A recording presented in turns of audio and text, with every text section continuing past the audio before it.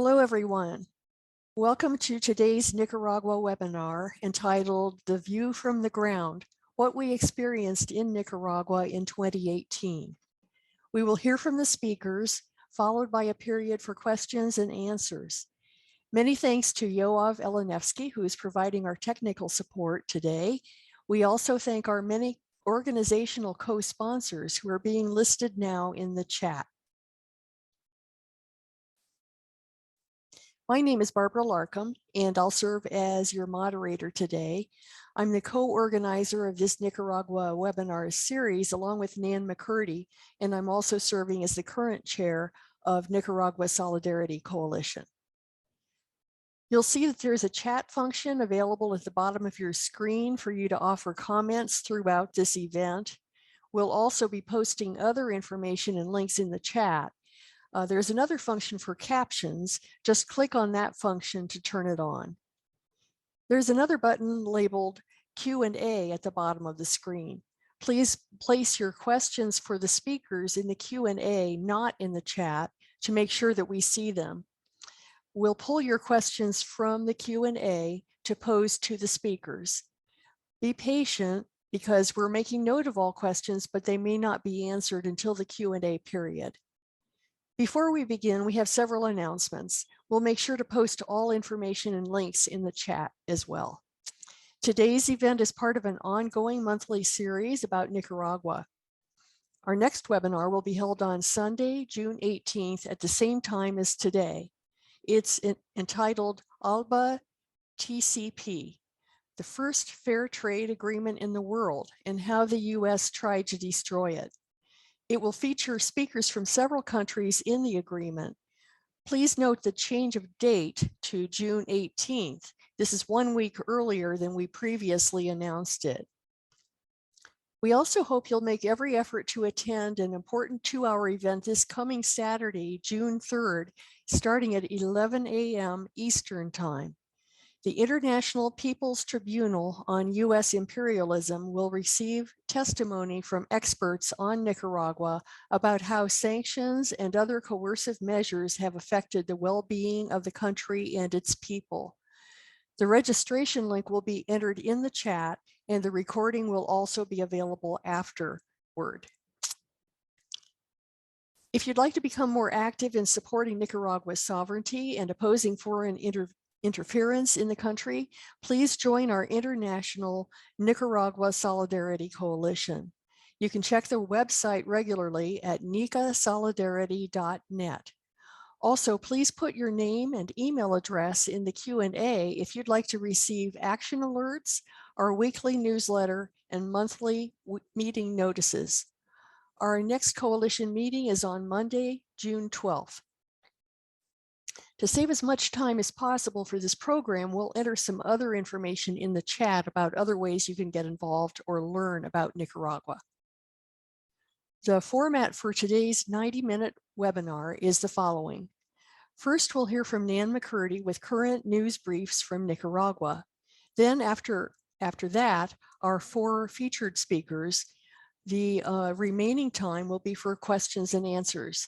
This webinar is being recorded, and the recording will be sent to all registrants within the next few days. And now to introduce Nan McCurdy, who will provide us with Nicaragua news briefs. Nan is the editor of the online weekly, Nica Notes, published by Alliance for Global Justice. She lived in Nicaragua for over 30 years and continues to have deep connections there. Nan McCurdy, you have the floor. Nan, you're muted.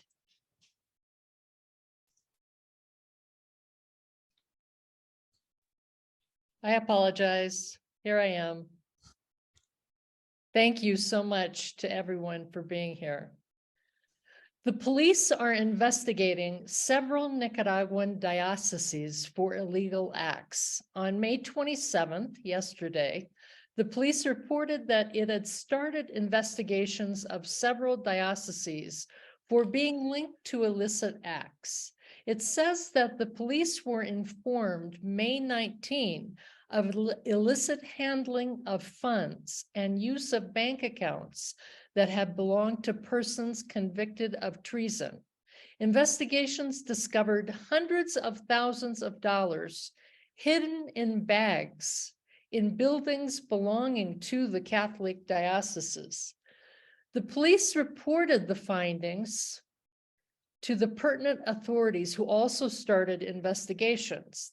These found that money had been illegally taken from bank accounts that had been ordered to be frozen, as well as other illicit acts. These appear to be part of a money laundering network in different dioceses. The Attorney General's office, the superintendents of banks, and the Financial Analysis Unit have confirmed criminal movements with funds for the dioceses entering the country irregularly. Proceedings have been opened for all these crimes. The superintendents of banks has requested the Episcopal Conference of Nicaragua and the head of the church, His Eminence, Cardinal Leopoldo Brenes, to present the documents showing the bank account movements so that the laws of the country are complied with. The authorities are trying to clarify and document everything pertinent to this anomalous situation, contrary to Nicaraguan law. Investigations continue so as to achieve transparency in the operation and management of the finances of these institutions. And we will have more on this story later in the program. Nicaragua continues to be the safest country in the region. Homicide Monitor found Nicaragua with the lowest homicide rate in the region, was 7.3 per 100,000. The highest homicide rate is Honduras, with 25.8 per 100,000. Mobile clinics bring quality medical care to families every day. Last week, specialists provided consultations to the residents of the Francisco Mesa neighborhood of Managua, part of the famous Eastern Market. We are in this health fair that is quite busy to provide different medical services with excellent attention to the population. We also provide medicine, said Dr. Eduardo Correa. The mobile clinics have transformed the lives of Nicaraguans. People can get ultrasounds and other tests, dental care, along with their consultations. Resident Blanca Hernandez said, "The clinics are very important. I no longer have to go to the health center because we get attention and medicines right here in the neighborhood. I feel very grateful to my government for all it does for us, since these are things not seen in other countries. And here, everything is closer to our homes and without paying a cent." The Japan-Nicaragua Friendship Hospital in Granada was rebuilt and expanded. Projects included an internal medicine unit, operating room, and intensive care unit benefiting 206,000 inhabitants from 4 municipalities. Last week, Nicaragua represented Latin America and the Caribbean in the global meeting of the Green Climate Fund of the UN Environmental Program. Presidential Secretary for Climate, Javier Gutierrez, who some of you have seen on some of our webinars, stated that on behalf of the Latin America and Caribbean, Nicaragua proposes an increase in funding for developing nations in compliance with the principle of equity based on differentiated responsibilities and capacities. Likewise, we propose to address climate change through national strategies and plans that promote adaptation and mitigation of the effects of greenhouse gas emissions, abnormal temperatures, and deforestation. The government is investing $185 million this year in the Department of Managua in potable water and sewage. The Managua South Side Water and Sanitation Project includes 230 kilometers of new pipes in Managua. In Tipitapa, 109 kilometers of pipes, 3 pumping stations, and 1 treatment plant. And in Ciudad Sandino, 130 kilometers of pipes, 2 pumping stations, 1 treatment plant, and 5 anaerobic digesters used in wastewater treatment. More than 280,000 families will benefit. By the end of 2023, Nicaragua will have 97% coverage in drinking water at the urban level. 4.5 million in fishery production packages was delivered to 5,720 artisanal fishermen and women to strengthen productivity on the Caribbean coast over the last 2 years. 36 inmates of the Bluefields Penitentiary System graduated in May as high-level technicians in information technology after studying the course on Saturdays for 2 years. The technical career was given by the Huracan University so that these men and women can contribute to society when they complete their sentence. When the Sandinista National Liberation Front regained the presidency in 2007, only 54% of homes had electricity. Now 93% have electricity. In 2008, wind energy was installed for the first time, similar to the 80s when the government launched geothermal energy.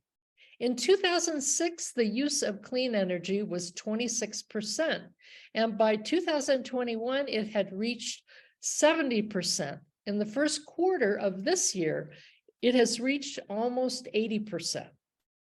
In the first quarter of 2023, the Social Security Institute, known as INS, incorporated more than 16,000 new affiliates, 0.7% higher than the same quarter last year, reaching a total of nearly 800,000 affiliates. 127,000 low-cost homes were built between 2007 and 2022, benefiting 633,700 people. Over the next 2 years, 34,000 affordable homes will be built, favoring at-risk populations. And on April 27, the second section of the Rosita to Bonanza Highway in the North Caribbean coast was opened. This 30-kilometer road of hydraulic concrete allows safe, stable, and comfortable connection between the development poles of the mining triangle with the Pacific. It will be an important artery of development, peace, and prosperity for the families of Nicaragua. Thanks so much. Back to you, Barbara.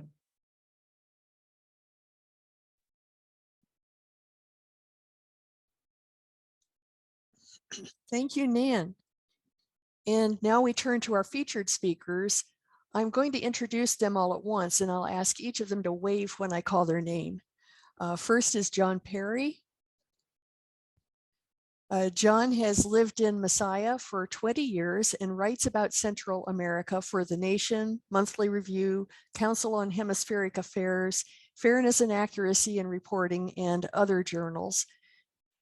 Okay, next is Becca Renk. Becca, did you wave? There she is.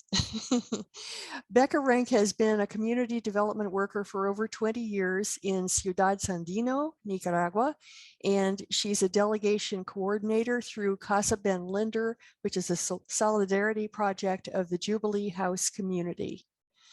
Okay, next we have Nils McCune. Okay, Nils is a longtime resident of Nicaragua who has carried out research on agroecology, food systems education, and alternative economies in Cuba, Mexico, Nicaragua, and Puerto Rico. He is the regional communications specialist of La Via Campesina, North America. And our fourth speaker is Coleen Littlejohn. Coleen is a Managua resident since 1980. She's an international development economist who has worked for local and international NGOs as well as the World Bank. Okay, so we're going to start with a go round with each of the four giving a brief answer to the following questions. In mid-April 2018, what were the first things you noticed or the first things that you were told that let you know something unusual was happening? And how did you arrive at a conclusion about what was going on in the country? Let's go in the same order, John, then Becca, Nils, and Coleen. Thanks, Barbara. Well, as it happened, I was in the UK on April the 18th when the violence started here, and I didn't get back to Nicaragua until a few days later. So on the one hand, I was getting the media messages in the UK, which were that the government was shooting students. And on the other hand, I was getting the messages from Abby, my wife, and the family in Monimbo in Masaya that tremendous violence had broken out, where youths were attacking Sandinista youths with stones and homemade mortars, and that it was going to be a very worrying situation to come back to. Thankfully, by the time I'd arrived, things had calmed down slightly, because I arrived on the last day of the main initial violence. But it was pretty obvious that the opposition was very violent. They were well supplied with munitions, with stones, and later on with rifles. And I'll talk about that soon in a few minutes. In mid-April, on the days that this started, my husband and I were actually traveling to San Jose de Bocay for the anniversary of Ben Linder's death. So Thursday, the 19th of April, we left after work to go up to Matagalpa. And as we drove out of Ciudad Sandino, having left our children in the care of neighbors for the weekend, we saw a couple of protesters with signs protesting the INS reforms in front of the Ciudad Sandino entrance. And we knew that something had happened the day before, but it was unclear what had happened. We weren't concerned. When we arrived in Matagalpa to spend the night, other guests at the place we were staying told us, had the TV on, and they told us they're killing students in Managua. But we were already used to media misrepresenting events or blowing things out of proportion. So we were expecting things to become clear in the next few days, and didn't make a judgment.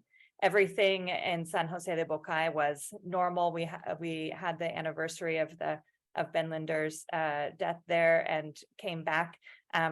And on the way home, we stopped near El Quad, and we watched President Daniel Ortega's speech at the Comedor where we stayed, and we thought things would all kind of calm down after he spoke. And a few miles down the road, I got a phone call from a volunteer of ours who had been with us for a few months and was spending the weekend in Granada. And she'd been spending time talking to foreigners in Granada who were all leaving the country. And she was calling just to say goodbye, that she wanted to get out before it was too late. And I actually laughed at her. I said, I've been here for 2 decades. I've been through student protests and transport strikes and all kinds of things. This is no big deal. You do not need to leave the country. And as we drove through Matagalpa, there were 5 or 6 people protesting along the side of the highway on the way back.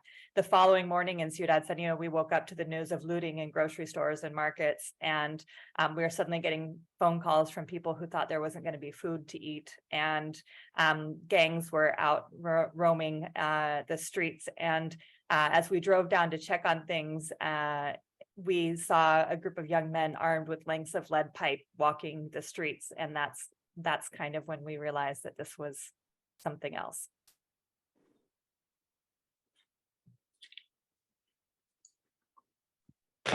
Should I just jump right in, Barbara? Yes, please. Okay. Thanks, Barbara, and hello to everyone who's joining. Thanks so much for being here. What I remember is that at the time I was living in Huigalpa, which is off pretty far towards the east part of the country, the interior of the country. And I have a bad habit of using fancy coffee shops to work from because they have good internet and air conditioning and really nice coffee. And so I was reading the prensa all of those days in mid-April. So the prensa is the newspaper that has been kind of US funded, more or less, right, since the 1980s to promote a pro-US line. And so they were giving coverage to the debate around Social Security, in which the IMF had come to Nicaragua in 2017. and demanded a reform which would double the number of weeks that people would have to pay into the system to get a retirement, and a series of other sort of anti-popular reforms. The government had come back with a different option. The Chamber of Commerce, which is called the Superior Council of Private Enterprise, had walked away from negotiations. And so 16th, the government with trade unions had signed into law this reform without the participation of the private sector. And on the 17th, the newspaper was calling for protests or reporting on COSEP, the Chamber of Commerce, calling for protests. And on the 18th, there were protests in Managua, not in Huigalpa. So on the 19th, there was a massive march in Huigalpa in support of the Social Security reforms, about 1,000 people. And I walked a couple blocks with it because it came by my coffee shop. And it came to a gas station where there were 3 people with signs up that weren't talking about the INS reforms. They were talking about free speech. And each of them had about 10 people videotaping them. And each of them was trying to get into fights with Sandinistas, verbal fights and throwing stuff.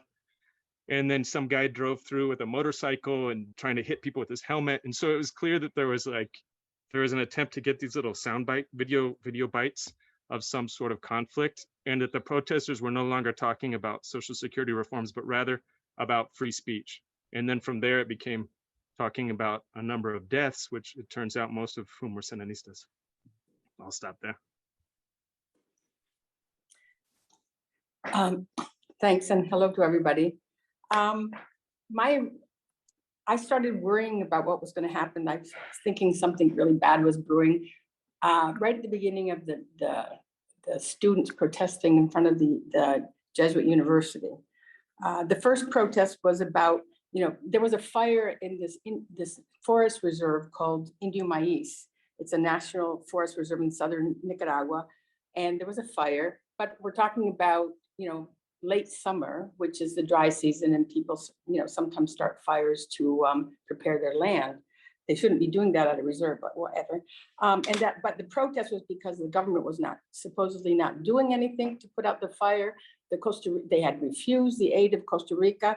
Costa Rica had basically offered 10 fire trucks and 10 drivers, but there's no roads in that area. So, but at the same time, the government was also fighting the fires with the help of Honduras and Mexico with those planes that drop water. And then it also started to rain, thank goodness. So that protest ended quickly, I think. But then the next couple of days, there was the protest about the Social Security measures, trying to make it seem these measures actually that the government was trying to promote were the law in the 1980s, and then they were gotten rid of by Doña Violeta's government in the 90s, because it was to basically help older people who didn't have enough time to get a real pension. But so they were getting pensions from the government, but now the government wanted to raise a little bit more money for Social Security so those people could get on it. So it was really something to help, people's grandparents, not, hurt them. But and they tried to make it seem that, again, as somebody was saying, that it was that the IMF was ordering it, and that, but Nicaragua has not had a formal program with the IMF since 2011. What the IMF does is come every six months at the invitation of the government to do an economic evaluation. But who makes the decisions about the Nicaraguan economy is the Nicaraguan government, not the IMF. In fact, I'll never forget, years ago, there was one of the IMF reps was leaving, and he said to us that what he really learned in Nicaragua was that, serious macroeconomic stability, the responsibility to perform that has nothing to do with left or right. It's just you need a good government, and Nicaragua had it. So those were the things that upset me. And then I started to realize that the role of fake news, because we weren't used to that. People would read Facebook or something like that and sort of believe. And so people were believing what they were reading about the murders and all the deaths, et cetera.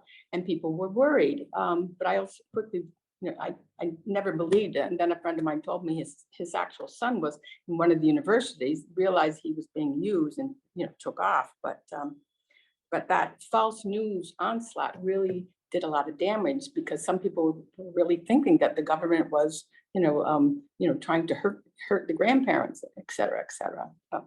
Anyway, so that was right from the beginning. I was thinking, well, I wonder what's going to happen now. And it did. Well, thank you, everybody, for that first round to get us going. And now each speaker in the same order will do a longer presentation of their observations during the entire period of April through July of 2018. John Perry, we'll start with you, and I'll let you know when you have 2 minutes left. Okay, thanks, Barbara. I'm just going to share my screen, so I hope people can see that.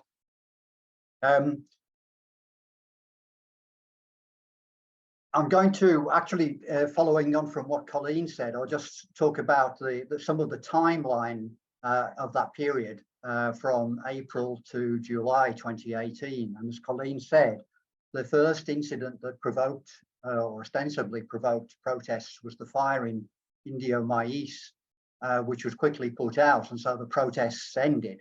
Then a few days later, miraculously, students were suddenly innovated about changes to pensions, which is probably the only example of a country where students are keen on or interested in pension reform. And protests began on April the 18th. The first day of protests in Managua and in Masaya and in other places was violent, but there were no deaths. And then on April the 19th, as we'll hear because of the fake news, lots more people came out and there was lots more violence, and the first deaths occurred.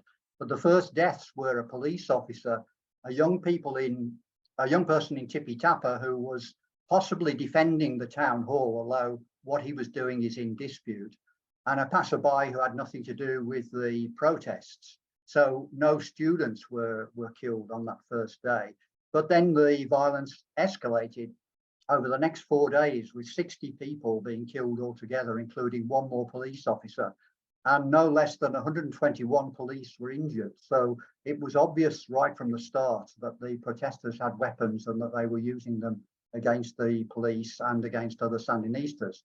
And this was the scene in Masaya on April the 18th, the first day of the protests. As I said, I wasn't here, but there were violent confrontations between youths on the side of the opposition and Sandinista youths. And the opposition youths were well equipped with piles of stones and homemade mortars in large quantities with the explosives that go with them. And these are clearly being prepared beforehand. I'm putting up this timeline all the way through from April to July, and I'm not going to read through it, but I will pick out a few key dates, and then later on I'll talk about some of the key incidents that occurred. So I've talked about the initial events and the violence that intensified over those 4 days, with attacks in Managua, Masaya, Esteli, and Leon, historic centers of the revolution. And then on April the 22nd, Daniel Ortega, the president, called for a national dialogue. But this didn't begin until May the 16th. And the reason we realized afterwards was that this was because the opposition and the Catholic Church, who were very much involved in the planning of the coup attempt, wanted to create time to set in motion their plans. One of their main plans was to install roadblocks on the main roads and in the main cities. And the first major roadblock was set up on May the 9th. Then May the 16th, the national dialogue actually began, and immediately the opposition were not interested in talking about pension reforms. They were interested in talking about the government leaving office. And the government responded by telling the police to stay in their police stations. So this was a response to accusations that the police were shooting students. And so for the rest of the period, or the majority of the rest of the period, the police were confined to their stations. And this enabled the violence to take place. And it was afterwards, it was a clear strategy on the part of the government, in a sense, to let the opposition do their worst during this period until the violence was brought to a close more than 2 months later in July. So very quickly, the country was strangled by roadblocks, tranques, as they are called in Spanish. This map, which was produced by one of the opposition leaders, shows the situation by June the 9th. And as you can see, there was a big concentration of roadblocks around the city where I live, Masaya. And while at these roadblocks, many of the young people were using handheld mortars, as you can see in this photograph, many more within a few days or weeks had conventional weapons. On this picture, which is taken from the roadblock to the south of Esteli, I've circled in red 7 kinds of conventional weapon that were in use. So you can see that this was a pretty violent strategy, and the roadblocks were the center of the violence. I want to say a little bit of what we found out from talking to people and surmising ourselves about how the coup was planned.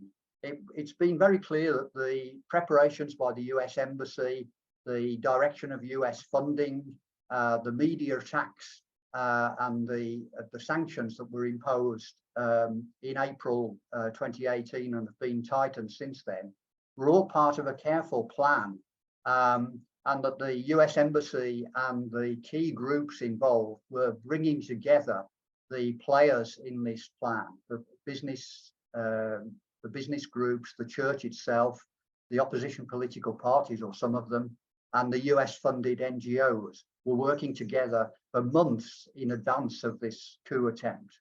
And they were handling the logistics. They were bringing in money, they were bringing in supplies, they were bringing in arms, they were organizing themselves all before April 18th in anticipation of whatever event it would be that would spark off the violence.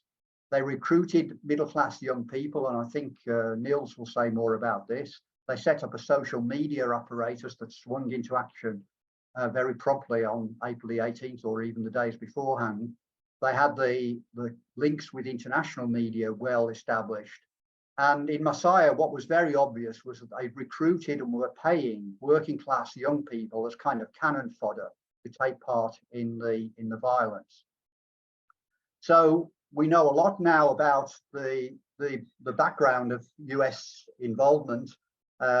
This is an article that appeared very quickly after the violence started in the magazine that's sponsored by the National Endowment for Democracy, Global Americans, and it was headlined "Laying the Groundwork for Insurrection."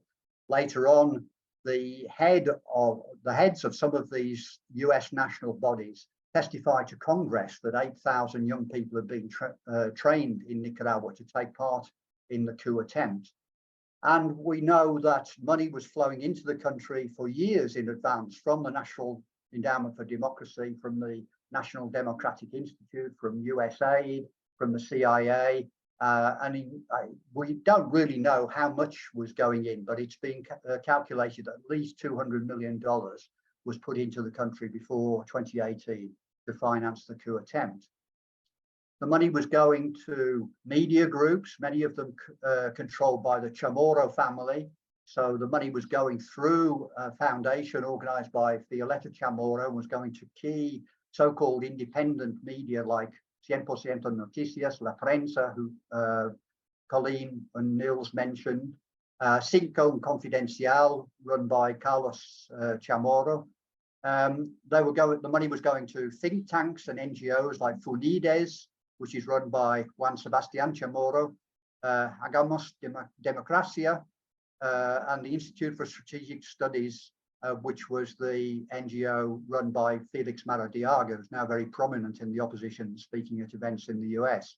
And it was going to US-funded human rights groups who existed not to promote human rights, but to promote propaganda and accuse the Nicaraguan government of violating human rights.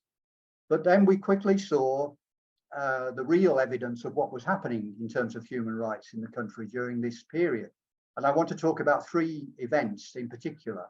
The first is a horrific incident that received almost no publicity in international media, where 200 armed opposition members attacked the police station in the small town of Morito, not far from Huigalpa that Nils was talking about, and killed 5 people and kidnapped 9 police officers who were taken away and beaten. And this was organized by the Movimiento Campesino, which had received nearly $500,000 in US funding. And it was organized by, or it represented one of the incidents that were completely falsely portrayed in the local and international media. So the media quickly published photos showing opposition people having been killed in this incident, and this is one of them. But this photo actually dates from 2009 in Honduras. It's got nothing to do with Nicaragua at all.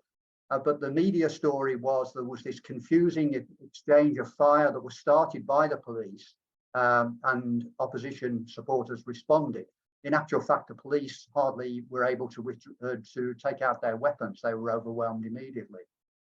The next day, the two main organizers of the Movimiento Campesino, Medardo Moreno on the left and Pedro Mena on the right, were arrested trying to leave the country. They had a ticket to Los Angeles. And on their phones was found all the evidence about their part in organizing this crime. They weren't there at the time, but they were the intellectual organizers, and this was obvious from the WhatsApp messages on their phones, and then was made even more obvious by witnesses who talked about their involvement in the event. But the BBC and the other media portrayed Moreno in particular as a victim of attack by the Sandinista government, especially when he was sentenced to over 200 years in prison. He would have only spent 30 years in prison, in fact, as a maximum, but he was sentenced to over 200 years. And he became a kind of human rights champion, and international organizations began to use Medardo Moreno as an example of the criminalization of human rights defenders in Nicaragua, even though he himself was a major criminal attacking the human rights of the people in central Nicaragua, in the region that he controlled during this period.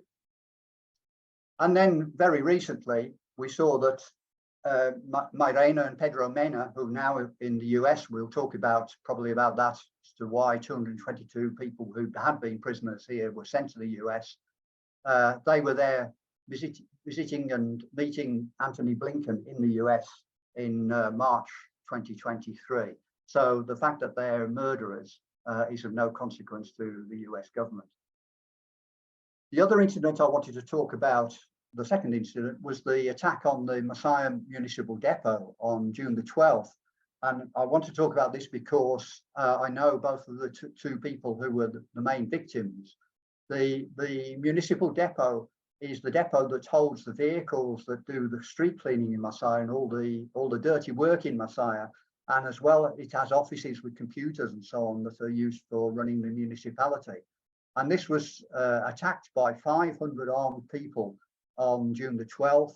The vehicles were vandalized, their tires were taken away and stolen, and then the vehicles were set on fire.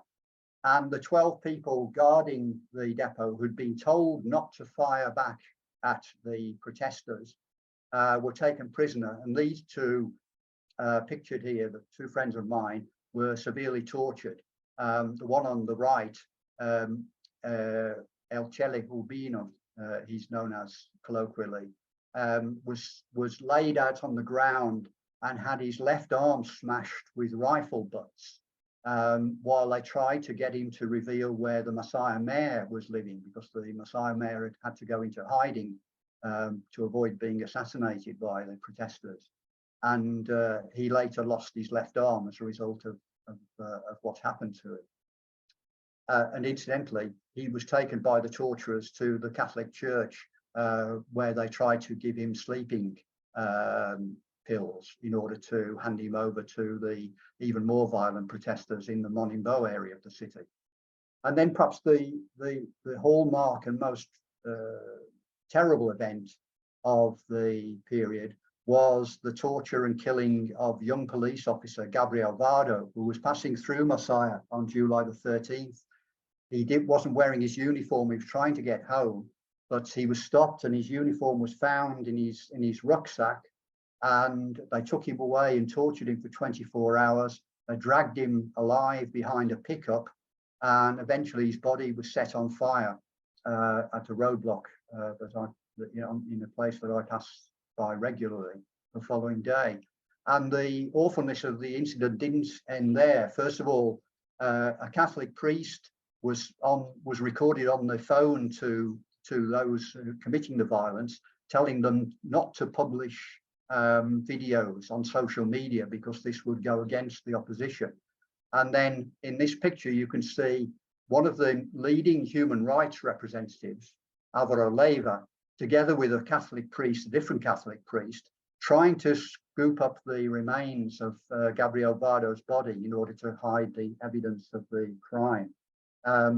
Both of those people, Alvaro Leiva and Edwin Roman, the priest, are now in the US, and they've both been given Spanish citizenship as human rights victims from Nicaragua.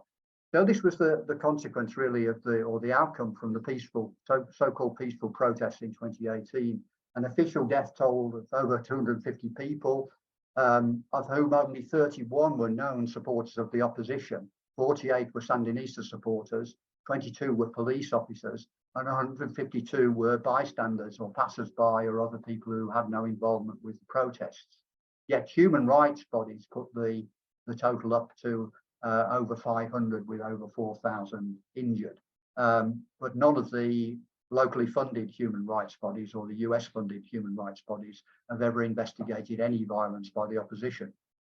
And then finally, my last slide is just to show these members of the opposition, the leaders of the opposition who've been in Washington: Juan Sebastian Chamorro, Yaritza Mairena, Felix Maradiaga, Solange Centeno, and Medardo Mairena, who I mentioned earlier, have been in Washington. They're part of the group of 222 that were deported from the country, and they've recently been denouncing Daniel Ortega's government at the UN Human Rights Council in Geneva. So they're human rights champions. Okay, thanks very much. I think I'll stop sharing my screen. Wow. Thank you, John. It's sad, but it's good to be informed. Now we'll turn to Becca Renk. Hi, everyone. Okay, I'm going to share my screen, I hope, and tell you a little bit. I will start with telling, just to introduce myself a little bit more. I am originally from the United States. My husband is from Ireland. We have 2 daughters, and we are part of the Jubilee House Community and its project, the Center for Development in Central America, which has been working in the area of sustainable community development in Ciudad Sandino, which is just outside Managua, since 1994. In 2018, our daughters were in 6th and 7th grades. And one of our organization's primary activities was hosting volunteers and delegations. At the time, we were receiving 10 to 15 delegations per year and a whole host of individual volunteers. Our goal today is to tell you what each one of us saw and experienced in 2018. And I want to help give you an idea of what it's like to be on the ground during a coup attempt. I also want to say that this is not something that we necessarily talk about all the time. It's painful for each of us in different ways, but I think it's safe to say that all of us share with the Nicaraguan people the sentiment that nobody wants to see Nicaragua suffer like that again. Let me tell you, when you're in the eye of a hurricane in the midst of a coup attempt being led by the US with all of its sophisticated media manipulation strategies, you begin to think you're going crazy. Time and again, I was told things that I was seeing with my own eyes and hearing with my own ears didn't happen the way I saw or heard them. I also want to explain that while this is all happening, it's happening very quickly. The first few days were a whirlwind of reports from around the country where everyone was trying to figure out by radio, television, WhatsApp, Facebook, what was happening. As soon as a bit of so-called news would come in, people were acting without thinking critically. As Coleen mentioned, we weren't used to maybe social media at the time, and the knee-jerk reaction when someone received an urgent message on WhatsApp was to forward that message to everyone they knew, because the thinking was if they could keep people informed, they could maybe keep them safe. But people were in such a frenzy, they weren't stopping to think about where their information was coming from. I found myself also spending all of my waking hours trying to track down the truth. I would see a message, for example, this message that came out that actually was a claimed to be a woman who was beaten by the police in my own rural community. And since we didn't recognize this woman and had never seen her before, we began to look, and a quick Google photo search showed that she was in fact from an entirely different part of the country. She was beaten by her son a number of years previous. But it was like playing a game of whack-a-mole where you are, a rumor comes up and you try to hit that one rumor down and say that that's not true, and another crazier one comes up. Finally, one day I called up a friend of ours in the US who's worked in Central America for decades. And I said, I feel like I'm going crazy. What is happening? And she said, you're supposed to feel like that. You're in the middle of a sophisticated psychological operation. And that phone call was what finally allowed me to believe my own eyes and ears over what I was reading about or watching on TV. It also changed the way I look at news internationally, because now when I see news from some other part of the world, I have to pull it apart and look at it critically, because I know if they did this to us here in Nicaragua, then what are they doing in other countries all around the world? So what were my eyes and ears telling me in 2018? We live and work just outside Managua in Ciudad Sandino, which is known for being the bad neighborhood. And a health clinic that we run is in Nueva Vida, which is the barrio that is the bad neighborhood of the bad neighborhood. So just as everywhere else in the world, a bad neighborhood is just another way of saying that's a place where poor and desperate people live. Our work is with the poor. And so my measure of how things are going in Nicaragua always has to do with how the poor are faring. During the neoliberal years in the early 2000s, the people we worked with suffered tremendously as the government did nothing for the poor, privatizing education and healthcare while unemployment skyrocketed. After the Sandinistas came back into power in 2007, education and healthcare were made free, and the lives of the poor began to improve in very real ways. In mid-2017, a group of graduate students helped us to do a survey in Nueva Vida and prioritize the needs of the community. For the first time ever, the need for healthcare, for education, or for jobs did not make the top 5 list of needs in that community. At that time, the top concerns of the people in the community were the lack of paved roads and streetlights.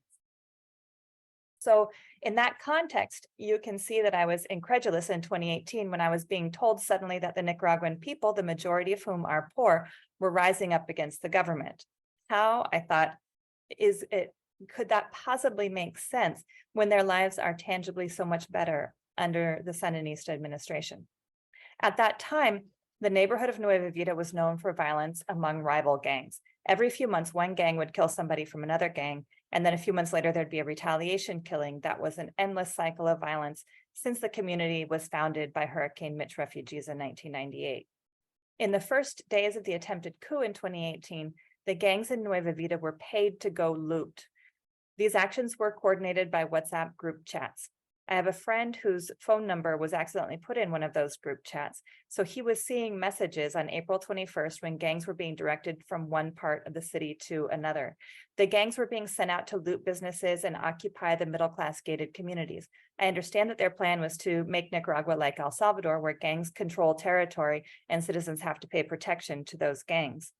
But instead of that happening, two things happened that prevented it. First, 2 of Nueva Vida's rival gangs ran into each other on their way to loot and fell into fighting each other instead.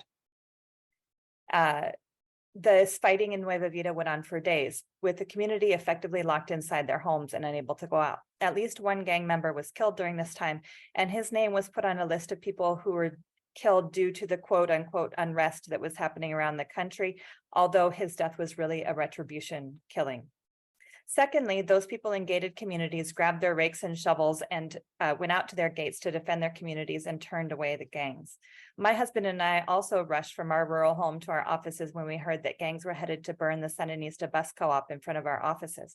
By the time we got there, the co-op had posted its members on their rooftop to keep watch, but the gangs never made it that far. I just want to talk about the looting for a minute. When the looting first started, I received a phone call right away from a coworker who was near hysterics because she was sure that there was going to be no food and people were going to go hungry. I told her that that wasn't going to happen, that we would work together to make sure that all of our staff and families had enough food. But I was puzzled about her overreaction. And then I was able to put it into context. In Nicaragua, many families have gone hungry. People who lived through the 1980s remember what it's like for there not to be food in the supermarkets. The looting was a terror tactic to make people panic, and it worked. It was also a false flag operation. Bishops and others who are posting that it wasn't the protesters who were looting, but rather Sandinistas looting to make protesters look bad.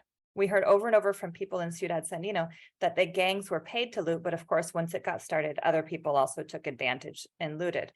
The police arrested people for looting and returned the merchandise to the stores, only to have their pictures taken carrying looted goods with the caption that the looted goods that they were returning with the caption that the police themselves were looting. As soon as I heard about the looting, I turned on a Sandinista radio station, which was broadcasting live, and the DJ was telling everyone to go out and protect nearby businesses and residential areas. The supermarket near Casa Ben Linder, which is in a working class neighborhood, was not looted. This is actually a photo of that supermarket that day, because the people of the barrio all went out to protect it, and so did police. In reality, many people were dispatched to protect businesses from looting. A Sandinista friend of mine was sent to protect a Maxi Pali, which is a discount grocery store owned by Walmart. He had fought against the Contras in the 1980s, and he told me that he and his buddies were out at Maxi Pali and started hearing bullets whistling past them in the dark. And he thought, I survived the Contras in the mountains only to die here at the damn Walmart. That first weekend, there were many attacks in Ciudad Sandino. The mayor's office, municipal buildings were attacked, and municipal workers stayed overnight to protect municipal properties and the markets. I particularly want to mention actions by a local priest in Ciudad Sandino. I have interviewed a Catholic neighbor of mine, Saida Cabrera, about what she saw on Saturday, the 21st of April, 2018. She said to me, I couldn't believe it, but there was my parish priest standing in the back of a pickup truck with a megaphone, encouraging a group of people to burn the Sandinista party headquarters. I stepped back into the shadows so he wouldn't see me, but I saw him. After burning the FSLN party headquarters that day, the priest and his people went on to the city's Social Security, or EANS, building. A friend of mine told me that he saw the priest in his pickup truck with Catholic youth, inciting them to loot the EANS offices. This was the first EANS office in Ciudad Sandino and had just been finished a few months before. It was a multi-story building with air conditioning, equipped with modern furniture, and stocked with powdered milk, which is given free to new mothers during their baby's first months. Saida told me they were supposedly protesting on behalf of the old people, but if that's true, why did they loot our EANS? This is a picture of the inside of the EANS building. She said, they broke into the EANS building and destroyed it. They took everything, even the milk. If you can imagine.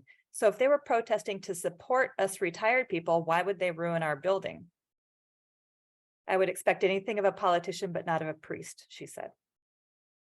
After that first week in Ciudad Sandino, the situation there stabilized some. We didn't have the same roadblocks or ongoing violence that a lot of parts of the country did. But I do want to talk about one incident at the end of May that particularly affected Ciudad Sandino. During the 1960s and 70s, under the dictatorship of Anastasio Somoza, the National Guard used to harass, kidnap, and torture and kill suspected Sandinistas. During that time, families looking for missing loved ones near the capital would go to scour the scrub brush on the steep slopes of a hill called the Cuesta de Plomo, which is the road between Managua and Ciudad Sandino, and was a preferred spot for the Guardia to dump bodies. After the Sandinistas overthrew the dictatorship in 1979, the National Guard was disbanded and no more bodies were discovered on the Cuesta de Plomo until 2018. On May 26th, the body of a young man, Keller Perez Duarte, was found with signs of torture on the Cuesta de Plomo. When the news hit Ciudad Sandino, the terror was immediately palpable. It's happening again, people told me. They're killing our youth again and throwing them over the Cuesta. At the time, nobody could tell me who they were. Later, Keller's killers confessed that they were paid by opposition leaders to torture him and dispose of his body on the Cuesta. At the trial of El Viper, one of those responsible for Keller's death, the prosecutor showed that the killers were following the instructions of opposition leader Felix Maradiaga, who John mentioned earlier. He's one of the 222 who were sent to the United States and who is now making the rounds around the world as a human rights victim. Felix Maradiaga had explicitly ordered them to sow chaos among working class families in Nicaragua Throwing Keller's tortured body over the Cuesta de Plomo was a very effective terror tactic, playing on the fears of Nicaraguan society's lived trauma. I also will just mention quickly that we had squatters in Ciudad Sandino. Our family's route from our rural home to our work takes us through a large empty field. And one morning we drove down through the empty field, and when we came home in the afternoon, the field had been cleared and divided into square lots with string. I recognized the people there in the field. Some of them were patients at our clinic or family members of the at-risk girls group that we work with. And the following morning, there were plastic tents and lots of cooking fires. I've seen squatter camps in Nicaragua before. They used to be very common in the neoliberal years. This one was suspiciously well organized. I later learned that people were initially recruited and paid to squat on the land. We frequently saw fancy pickup trucks in the camp on our travels through. I don't know that the squatters were being paid on an ongoing basis, but they certainly stayed with the hope that they would eventually be, that their land would eventually be legalized with land titles. There were, in fact, squatter camps on both private and public land all over the country, more than 300 camps total in 2018. The reason for paying squatters and organizing them to put them on private property was to put property ownership in jeopardy, which then contributed to instability in the country and would put wealthy landowners firmly in the opposition camp to protect their interests. Removing the squatters is very sensitive, but by the end of 2018, all of the squatters had been removed from all 300 plus properties without violence.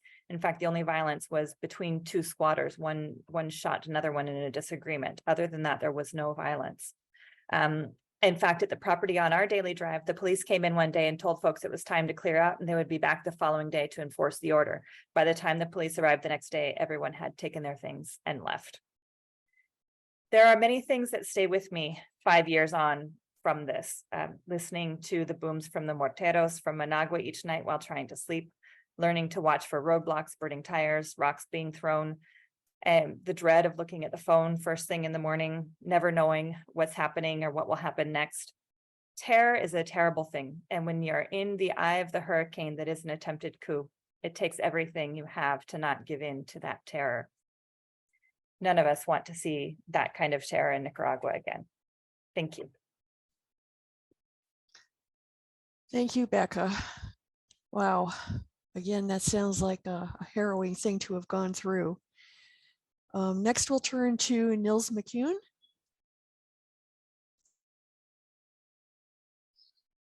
Thank you, and thanks to both of you for those witness accounts. Becca, yours just sounded so much like what I felt. The major thing when I even sit down to talk about 2018, because I think it's a trauma for everybody in Nicaragua, but the major feeling that I have is remembering the fear. I was really, really, really, really scared the whole time, and there was a feeling of being trapped, right? I was in Huigalpa. There were roadblocks on both sides of the city, and both roadblocks became increasingly armed until they became extraordinarily armed, like automatic rifles on both sides. And so there was no way out. And at the same time, the terror that's caused by feeling like one is being called a liar, right? Looking at what's happening, what's being reported. And I had the exact same feeling when I realized that I had been believing headlines for years until I lived through one of these situations in Nicaragua, and I realized I can't believe that I've been buying into what is getting reported in the corporate media for so long about so many countries, because the absolute opposite was happening in Nicaragua from what the headline said. So I don't have photographs or slideshow, but I do want to go through a couple of things. The year before, in 2017, I had just had a child and I was looking for work, and I got hired to do an evaluation of a project. This is common in Nicaragua because there was a very long period in which NGOs and foreign finance projects were a big part of the economy.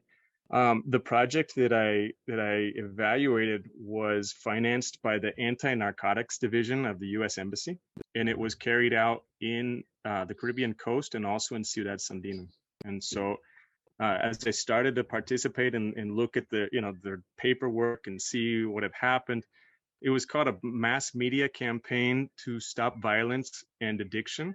And it was called Change Now. And when I looked into it, all of the funding had gone into these groups that John mentioned, the Cinco, which is a sort of media conglomerate owned by, the same people who have been working with the oligarchy media families for a very long time. And of the $1.5 million, almost all of that money had been spent the month before the presidential elections in Nicaragua with a campaign that's called Change Now, mostly through, TV ads, radio testimonies. So they would have actors work out these extensive stories that they would on the radio, community forums where they would organize a school and pay the principal to allow the students to have this big debate, and all of it paid for by the U.S. Embassy. And so I couldn't believe that something like this was, happening in Nicaragua and allowed to happen, right? So such a clear sort of attempt to undermine a government. So I saw this in 2017. In 2018, I saw who the most enthusiastic people were around toppling the government right at the beginning of the madness in April. And it was the same people, right, who had been receiving money from U.S. agencies for a long time. So I kind of understood that there was sort of a network of people who live from grant to grant from the U.S. government or, some part of the EU that claimed to be sort of in favor of this civic engagement democracy agenda. And we're doing just, what the article says, laying the groundwork for some sort of an insurrectionary situation. So I can recall all this when I look back and think about the first sort of, I talked about this first day of people, we thought that it was about the Social Security reforms. People got on the street to protest against the speech being taken away, which was shocking.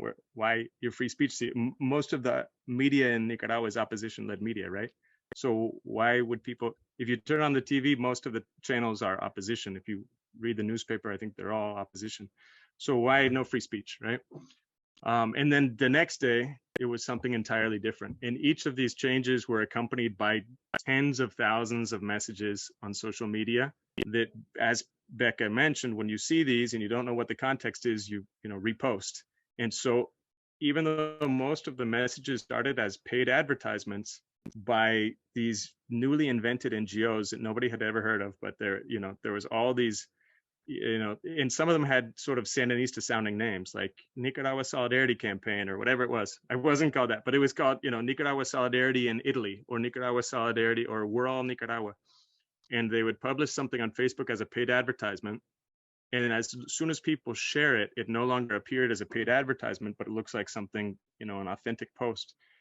And so these just massified, right? And what we noticed was that there was also sort of, in addition to these sort of images coming from a different country or a different context, a different year, and the explanation of the photograph was totally false, or the explanation of the video was completely false. There was also sort of programming that was directed towards different sectors. So there was, there's always been sort of this this NGO sector that's been sort of directed at sort of creating like a liberal youth sector that's very anti-Sandinista. So there's an environmental wing, there's like a quasi-feminist wing, but they're all sort of paid for by these NED or US AID entities, and their material is sort of, it's kind of like trying to create like a hipster feel. And so we had seen some of this stuff in Huigalpa. There was a big surprise because two of the main WhatsApp groups in the city, one was called Entertainment Chantales. So it was like the group to know where the party's at on a Friday night.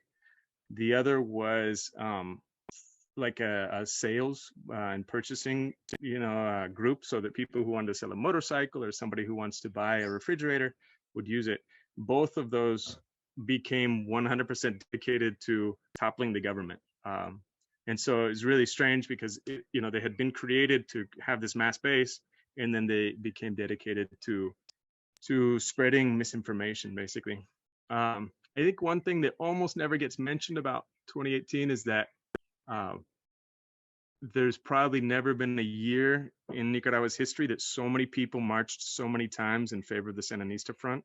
It was just constant mobilizations, and they were really calling for peace and dialogue, and they really had humility in their heart. Like the message was that whatever our difference is, we cannot get into a situation of violent conflict. That Nicaragua's been through war many times. Often those wars have been caused by outside interests. So whatever we have in terms of differences, let's talk it out. And these protests and these mobilizations were often fired at. They were attacked violently. There were ambushes in the Chontales area. There were several killed in different ambushes on the Mother's Day rallies for peace across the country. In Esteli, in Managua, people were killed who were trying to attend peace rallies. There was a moment when my mother-in-law called us and was the bus that she was on that was returning from such a rally was getting shot at. And so everybody was on the floor, and she was calling us from the floor of the bus. And within, where we were, the first week was mostly, hearing what was happening in other places. And again, these massive marches for peace. And then the roadblock began. So to describe the roadblock, the media would portray sort of these roadblocks of like very sexy students wrapped up in the national flag with lots of sort of almost like leftist sayings and progressive kind of attitude. In our town, there wasn't really much of that. There was a little bit of like the guys who ask for booze money when you go to the store, kind of guys that hang out outside who So the guy who was running the roadblock was a guy named Mala Yerba, or that was his he was known as Mala Yerba, which means like bad weed. And so there was kind of local people who had a history of petty crime. Then there was also people who were hired by landowners. So often like farm workers who were hired by landowners to participate in roadblocks, and they would get paid, like 3 to 5 times what people normally make for a day of work in Nicaragua. So they'd be there hanging out on the roadblocks.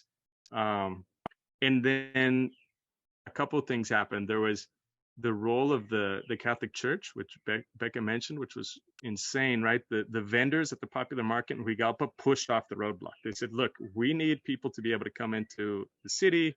We need people to be able to buy their produce. Get out of here. You're messing with our ability to sell. We have to sell produce every day or we don't have an income. And after they did that, the priests walked up to the roadblock carrying crosses and with this procession behind them of armed guys.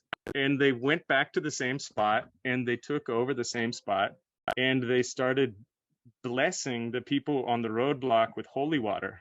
And it was the most bizarre moment, right? They've done this before, right? In Nicaragua, the priests came out and blessed the U.S. Marines in the days of the invasion that Sandino was fighting against. So it's this weird thing of the church, which has never really believed in democracy. We had just had an election in 2016. Daniel Ortega had won with 72% of the vote. There's a massive, massive Sandinista movement, which, it's the majority. There's no way to deny that it's the majority. And how can there be this minority rule of people who have these extremely violent roadblocks?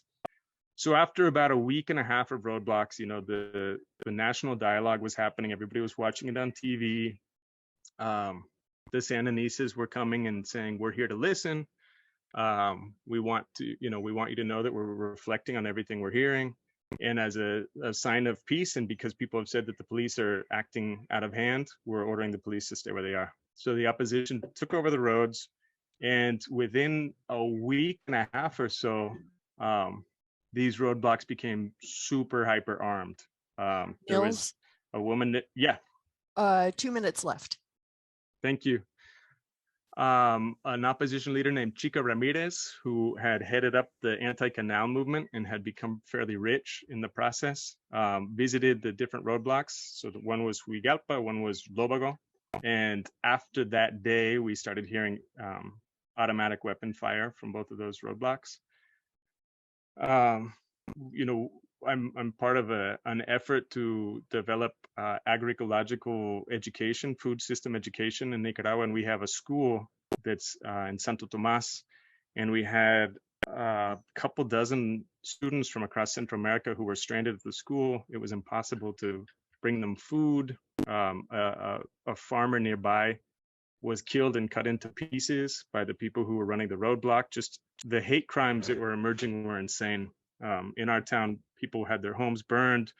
A warehouse that held medicine for the hospital was burned down. A school was taken over. Many families were pulled out of their homes, kidnapped, tortured, found with broken bones. There was just extraordinary wave of hate crimes across the country directed towards Sandinistas. And over time, people got over their fear, primarily thanks to the historic veterans in Nicaragua, the women and men and grandmothers and grandfathers, and generations of people who had been part of a liberation struggle here, who were able to sort of laugh at the prospect of death and cheer everyone up, and eventually people realized that the initial shock and the initial reports that the government was creating all this violence were false. And so little by little, people gained the strength and the courage to take back the streets. And it took 3 months, and it was terrifying. And that's all for now. Thank you, Nils. Oh, my goodness. Okay, now we turn to Coleen Littlejohn. Before I start mine, I want to make a comment a little bit on Nils's, just to show that the whole question of the United States using NGOs to do their dirty work started a long time ago. I came to Nicaragua in the first days of 1980, and I was director of Catholic Relief Services, which was the largest international NGO here. And, you know, we did a lot of work with, it was a really, I call it a honeymoon time, when there was a lot of things going on with the revolution and getting people back to work. We worked especially with some nuns in El Viejo who were training brigadistas de salud and health brigadistas, et cetera, et cetera. So, so I was a little bit naive, but I needed number 2 in AID. So I put in a project to help finance the training of young health brigadistas in Managua. And a couple months later, I get a call saying, Coleen, it's ready, come and sign. So he gives me it to sign, but I said, well, I'm going to read it first. And they had changed it to not financing health brigadistas youth, but young civic promoters in neighborhoods of Managua. So, I mean, you know, we're talking 40 years, 43 years ago, they were doing the same things, but, obviously on a lesser level than they were doing in 2018. So that's not in my formal presentation, but, and then I got a call from, I said, no, I'm not signing, obviously. And I got a call from New York saying, don't go to work, they're after you. And a couple months later, I resigned, but, and the same thing had actually basically happened when I was in Chile, because I refused to support giving AID Catholic Relief food to concentration camps where they had political prisoners, So that's now I realized why they sent me from Chile to Nicaragua. But anyway, I wanted to add that because I didn't have it in my presentation, but just to show you that this aggression in all forms has been for so long against Nicaragua. But now I'm going to talk about a little bit about what I lived through in April and throughout. I live on the outskirts of Managua. It's about 10 to 15 minutes drive downtown. So I wasn't in a targeted zone of violence. I used to be in a neighborhood called Rubenia, which was totally surrounded by golpistas and gangs, like many of the neighborhoods were in Nicaragua. But here, no, we had some, the supermarket was attacked at first, but I think the owners got, really ready to, save their place. And then the gas station looked like some, was all windowed up and stuff, but we didn't have a lot of violence here. But before the violence started, I was going to this yoga class. I'd started to go. And on the second time I went, this was just right before the demonstrations and stuff. There was a huge picture of Somoza. I mean, a huge picture as I walked in, and there was a Bible and folded flags. So I said, this must be somebody's parent, a relative of Somoza, because this looks like what a West Point graduate would get when they died. And so obviously I left and didn't go back. But then it became clear a couple of days later that the owner of the house was a Somocista. And one of my friends saw him drive a car, a truckload of people, young men, to go burn a small police traffic, like a little police station, down the bottom of the carreteras, the South Highway. And so he was arrested. The U.S. government helped, tried to help him, and they just basically they released him, and he went back to where he used to live when he left in 1979 when the revolution triumphed. But so then it became clear too that this whole thing of this golpe, these attacks were a measure of the Somocistas and other groups, and which was what was making it so violent. We basically stayed at home a lot most of the time, but sometimes I would just take off. For example, drive not too far from where the UNAM, the biggest public university in Managua, and I just watch for half an hour the gangs there taking over. I mean, none of them were students. They were all with rifles and stuff like that, and 24/7 there. But also taking advantage of entering the UNAM, the university, destroying all the equipment, the computers, et cetera, et cetera. And then the last thing they did was burn down the daycare center, which was like, my God, these people. So another day I wanted to go south.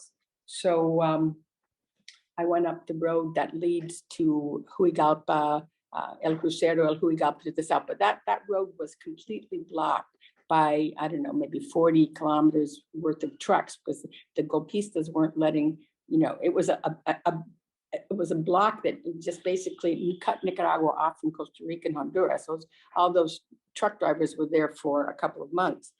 And so I wanted to I didn't want to go that far, but I was with a friend of mine, and we were stopped, and the police asked us if anybody had a gun.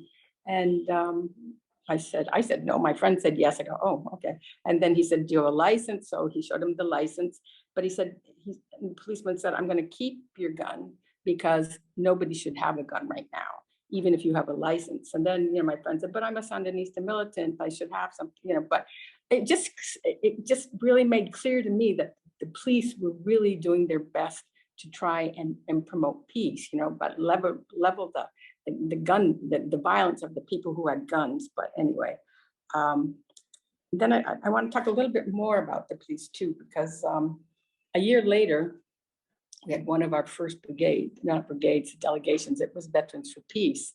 And one of the meetings that we had was with the victims of the police victims and their families. And it was probably the most difficult meeting that I was ever in. It was very, very difficult to translate. There were over 200, I think 203 policemen were killed, and I don't know how many, maybe almost 1,000 wounded. But I remember just the one case of this woman, and they had thrown a Molotov cocktail, a supposedly non-violent weapon, and it just destroyed her genitals. And she basically survived because she just had 2 babies that she had to live for. But it was just the most. Then I said, in what country do 200, all these policemen, in what country are they killed? I mean, U.S. police kill, hundreds and thousands a year, but generally not police. But here, there's a police system that really cares for the community, et cetera. I've never felt threatened by a police.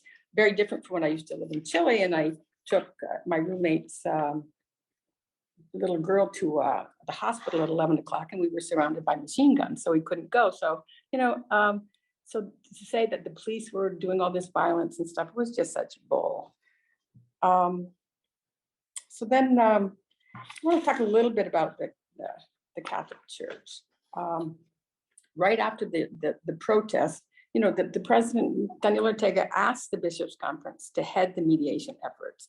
And they agreed, but they waited a long time before the first session.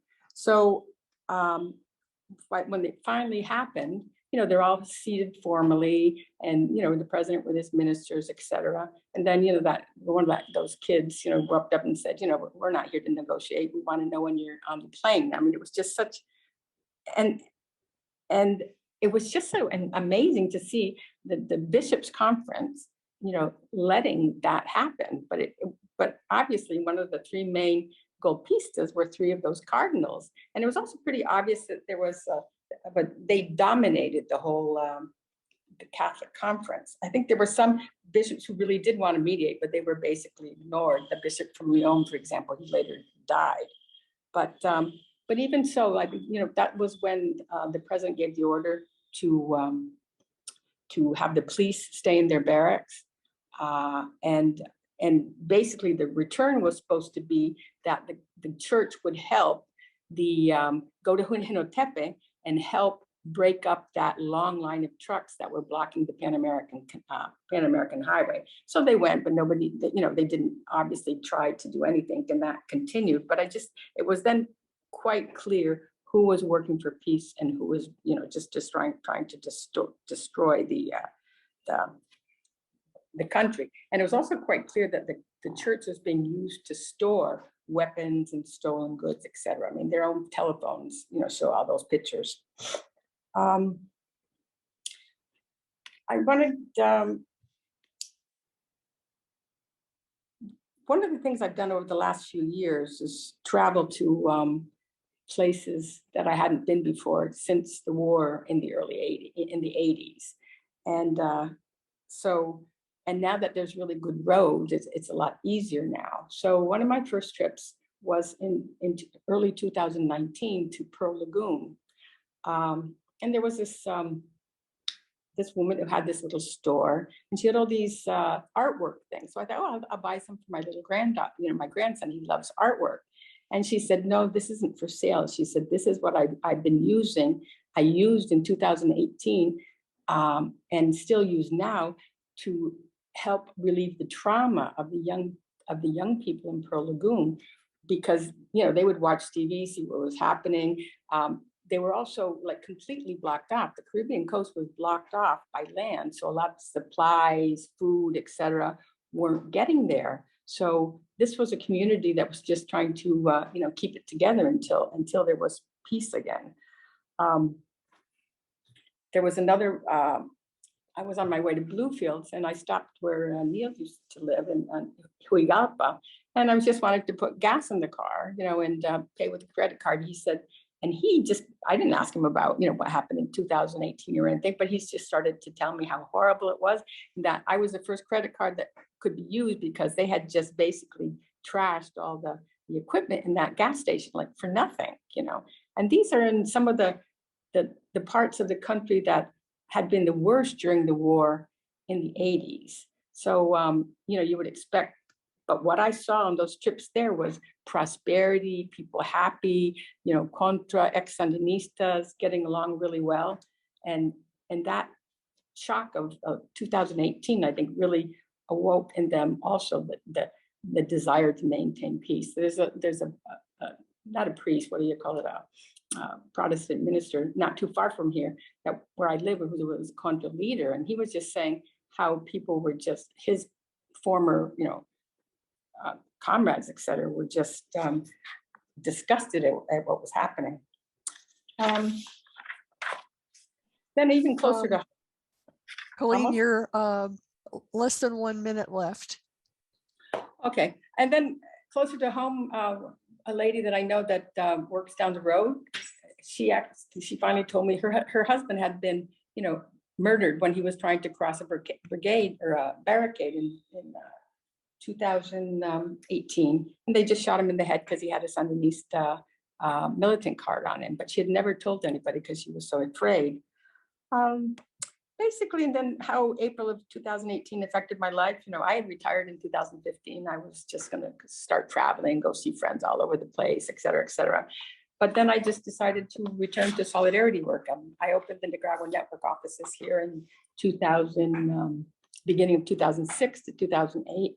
And now we're doing back full-time solidarity with friends like you guys. And just to let people know, really what is really happening in the United States. And I think now, we used to talk about the threat of a good example, but that good example needs to be seen by a lot more people because it might help even in the United States at some point. But anyway, I think that's it then. Thank you. Well, thank you to all four of you for sharing so much valuable information and so much from your own experiences. Nan McCurdy and I are going to take turns in posing questions which have been put in the Q&A by all of you. So Nan, you have the first question? You're muted. Sorry. Two people asked, why is it that the government asked the police to stay in their barracks or in their stations for so long?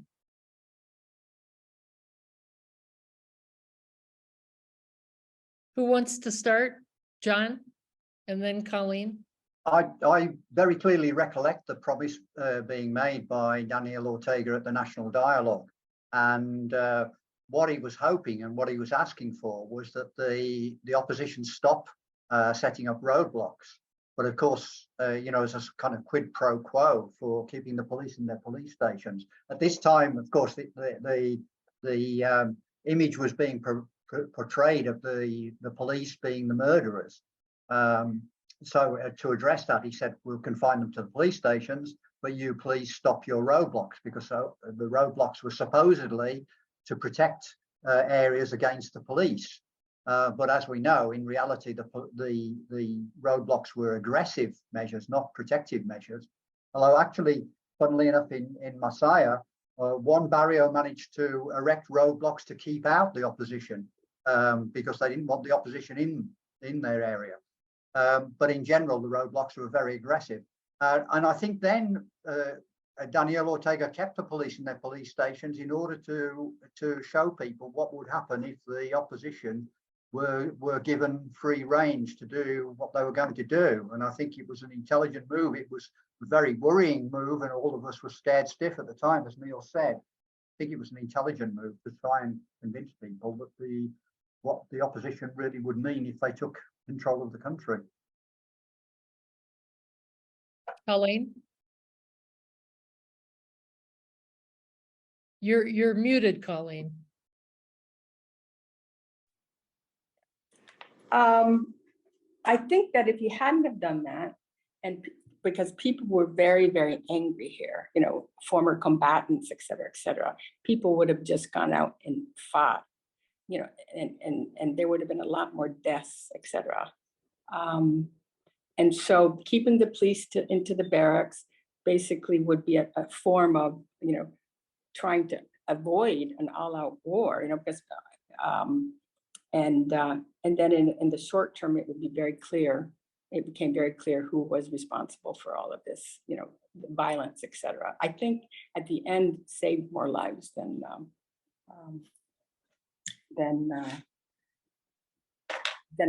going into a conflict right then, because people were ready to go. I mean, to fight, but it just said, you know, just be patient for a while, you know. And it wasn't easy for them, but I think it worked. I think I saw Becca and Nils both raising their hands too. Becca first. I would just add that I think keeping the police in their stations is another demonstration of this government's commitment to reconciliation and to peace. There have been time and again decisions that have been made that are not easy decisions, but that have been always with the goal of peace and reconciliation in the country. Keeping the police in their stations was one of those things. That was the goal, was to reduce violence and reduce violent conflict. Again, after the conflict, you know, was after the most violent part of the conflict was over, in 2019, the general amnesty for everyone who had been involved in the events of 2018 was extremely unpopular with Nicaraguan people, who wanted to see people like Milagro Mairena and Pedro Mena behind bars. But the decision was made that in the interest of peace to do that amnesty, and including the dialogue leading up to that, the dialogue that never, the government continued to send their people to a dialogue week after week after week that went nowhere because the opposition wasn't willing to dialogue at all. Yet the government continued their commitment to make something of that dialogue. And so that, I think that the keeping the police in their stations was a very intelligent move, but it was also very difficult. And just as an interesting side note, there was a lot less traffic in Managua during the time that all these roadblocks were up. We used to have terrible traffic. People weren't out and about, and you have never seen so many careful drivers in your life. There were 0 accidents during that time, because everyone knew if they had a car accident, the police weren't coming. Nils? Just super briefly, it's these efforts from outside of the country, right? An effort from outside of a country to topple the government. There's a script to all of this, right? And in this case, a lot of this comes from sort of the Gene Sharp theories of how to topple a government through nonviolence. Of course, it never has ever been nonviolent in any of these cases where these color revolutions have worked. But the idea was to try to get the Nicaraguan government to go overboard with the police presence or pull the army out into the streets and then try to pull, that was the script, that was the plan. And so I think it was also very intelligent to make it impossible to accuse the police of committing heinous crimes because nobody saw a police officer in that whole time. They were all in their barracks, and often their barracks were then surrounded by these armed groups that were shooting into the barracks. I actually was able to interview people who, dealt with people who had gunshot wounds, and yet the police couldn't leave their barracks for 2 months. And so they were treating the gunshot wounds within their barracks, but they didn't fire back and they didn't say anything, and they just hung tight. It was very, very intense stand. Ooh. Well, turning to the next question from Jean Devine. This is a very basic question, but I think it's a good one to ask to make sure that we all understand. What are the goals of the opposition, and especially the United States? In other words, what is to be gained by overthrowing the Nicaraguan government? Who would like to take that? Yeah, I can start basically. The United States wants a government here that they can control totally. I mean, U.S. aggression against Nicaragua has started from the days of William Walker. They had somebody in control and that they controlled until 1979, and then now they don't. So Nicaragua is not and refuses to be a colony of anybody. So yeah, that's that. So I mean, it's a free country, and it makes its own decisions. So that's not something the United States really likes. And they've always, the problem too with the opposition is they never get their act together to actually really show. Everybody wants to be president or a member of the National Assembly, but nobody bothers to get like a political program, like we're going to do this so we will be a better government. There's nothing like that. There hasn't been in the last few elections. So, but they all fight about who's going to be the presidential candidate of what party. Until I remember in 2006, it was they sent the Secretary of Treasury or something down, just to say, okay, Eduardo Montalegre, he's your candidate. So he basically, the United States told them what candidate, that guy later became president of the World Bank, and then he was fired for some corruption things. The same thing, seems to happen almost every election cycle. They just can't get it together. So, so basically, hiring all these, opposition leaders to, spout the U.S. position. That's one of the things I did also want to mention. One of the most disgusting things in the early days of, April 2000, after the students, had their little demonstrations, etc.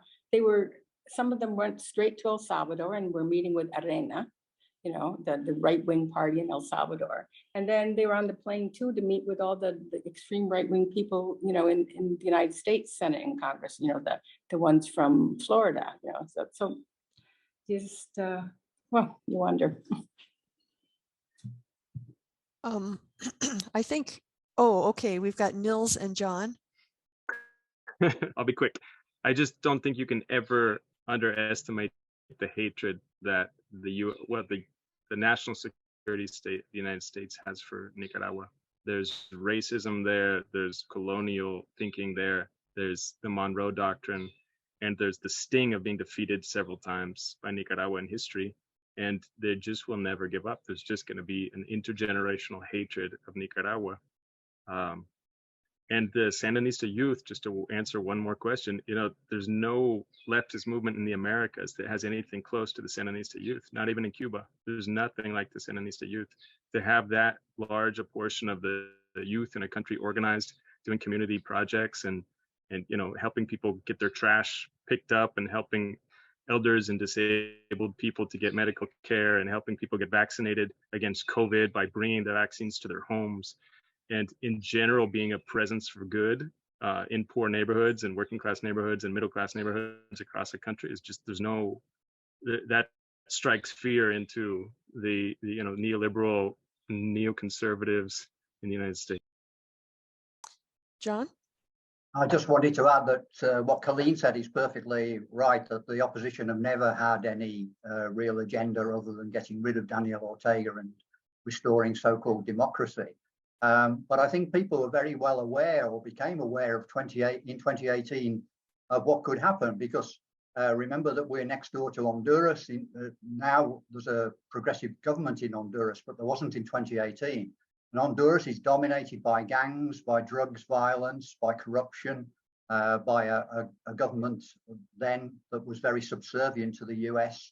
And people could see that this was what was going to happen here. And the fact that members of gangs from Honduras and El Salvador started to get involved in the violence here, thankfully that didn't continue, was a first taste of what might have happened had the opposition actually been successful.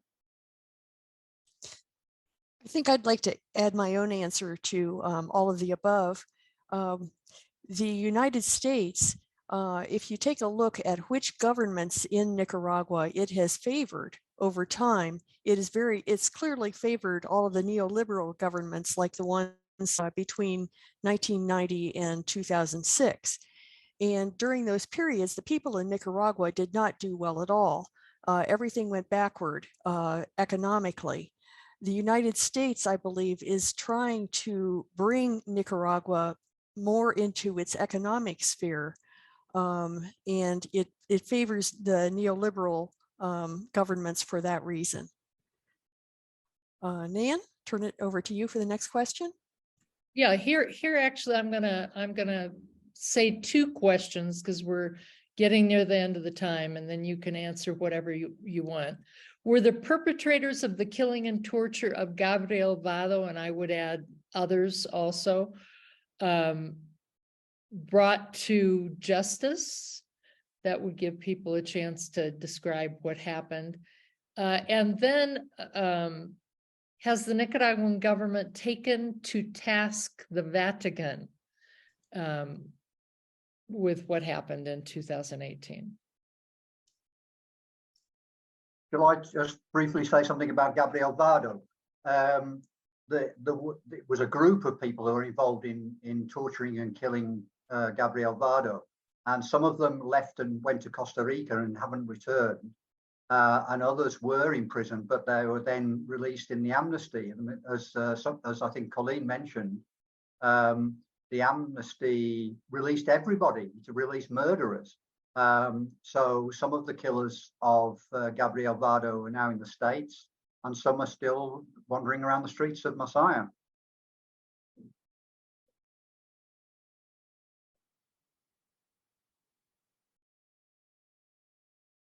Anyone else? Nils? Becca? Coleen? Becca? Yeah, as John said, some of the people have been brought to justice, but basically none of them are currently in prison now. They either got free with the first amnesty or with the most recent trip of the 222 sent to the States. I also, in terms of the Catholic Church and bringing them to task, just like in the news that Nan read earlier today, about the money laundering, some of the involvement of the Catholic Church is only just now coming out, some of the depth of the involvement of the Catholic Church. We're still learning more. And I think there was a question in there about why, this is great, but why didn't people talk about this at the end of 2018? There weren't conditions in 2018 in the country to be able to do the kind of in-depth investigations that have been done since, to discover kind of the whole thing and how it all came about. And so we're still learning more about that. And some of that is we're still learning more about the involvement of the Catholic Church. And I think that part of that too is the political will in the country, what do I want to say? The attitude toward the Catholic Church is changing somewhat rapidly in the country and has changed since 2018. A lot of people who were Catholics who went to Mass every week prior to 2018 saw, like the woman I interviewed, their own priest's involvement, saw the church's involvement in the violence directly, and have distanced themselves from the Catholic Church. And people I know are who used to be Catholics or baptized in an evangelical church now, or people who've just left and don't go to church anymore at all. And as that, as public opinion towards the Catholic Church is swinging somewhat quickly, that then creates space to do things like look for these, do this investigation and find out these ways that the church is being involved. But there has to be also the political will on the part of the people to bring the Catholic Church to account for what it's done. Nan? Yeah, I'd like to add to that. In like September of 2018, one of the bishops, 3 bishops were part of the organizing and leading of the coup, very, very active. And one of them had a meeting with a lot of the Catholic leaders from around the country. And one of these leaders, thank God, taped what he was saying. And he was talking about how wonderful the coup was and how wonderful the roadblocks were, where we know all these people were tortured and killed. And he was talking about killing Daniel Ortega. So these tapes got out. Of course, everybody heard them. And the Christian-based communities across the country, which are not large, but still exist. So it's Catholics who are very progressive and try to follow Christ's example.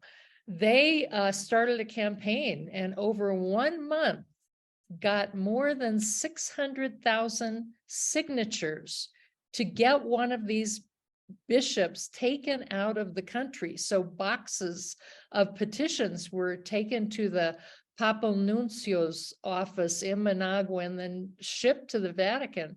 And the Vatican, they did remove that bishop. Nan, you just answered the next question I was going to follow up with, which is about the split in the Catholic Church and whether there are still liberation theology groups in the country, but apparently you're saying there are, but they're small, right? Anybody want to add anything to that? Yeah, and they're all still under attack. For example, I go to a small community every Sunday, and the priest was ill for a while. He had founded an NGO here years and years ago that helped on literacy training in the countryside. And by beginning of May, all his funding was cut off by the Catholic financiers in Europe at the request. It had to be at the request of the bishops here. It was just, and this is a place where you would go on a Sunday. Well, nobody missed on the Sundays because it was sort of a good way to be together. But you would never know where he was politically, but he talked about, reconciliation and peace. But, but there was another sort of quote liberal priest in another neighborhood in Managua who was just, oh, they're trying to kill me. I think some of the priests and older people were just so fearful, and they really did start, believing some of the initial garbage that was coming out, and became, so fearful that they just reproduced, what they were thinking, and it wasn't true. But, the Catholic Church is, just all over the world, it's really losing numbers in large quantities. Well, I think at this point we should draw this to a close. We've already run over time, but it's been a very, I think, informative and for me, also an emotionally impacting experience. And I guess I just want to thank all of the speakers and everyone who attended today and all the great questions that you asked too. Nan? No, I don't have anything. Go ahead. Anyone else who has? Thanks, Barb. Sure. Anybody else have any last words? I do. Okay. I just wanted the one last feeling that came out of 2018 was just the shock to realize that there was no solidarity movement that we could count on, and that what claimed to know about Latin America and the United States, the people who said they knew about Latin America and the United States had this bizarre line, which is the MRS line, the sort of imperialist leftist arguments. And I think that there's been some progress in the last 5 years. I hope so. There's certainly been a clearer idea of who is whom, but there's all of this has just really moved me to see the importance of there being an anti-imperialist solidarity movement within the United States, and that there being a transfer from one generation to the next within that effort, and that we take this effort to all universities, to all cities across the United States. Thanks. Thank you, Nils. And that leads me to say something which I think is a good summary, which is this has been a Nicaragua webinar, but it is hosted by Nicaragua Solidarity Coalition, and we have encouraged everybody and invited you to join us. We are an anti-imperialist organization or a coalition internationally, and you can, in a few days, find the recording of this webinar on the website of the coalition at nicasolidarity.net. And I will ask Yoav also to make sure that you save the chat, Yoav, because some people are requesting that. Apparently they couldn't save it themselves, and there are some valuable links in there. So I guess that's it for now, but thank you, everyone. Okay, bye-bye. Everybody.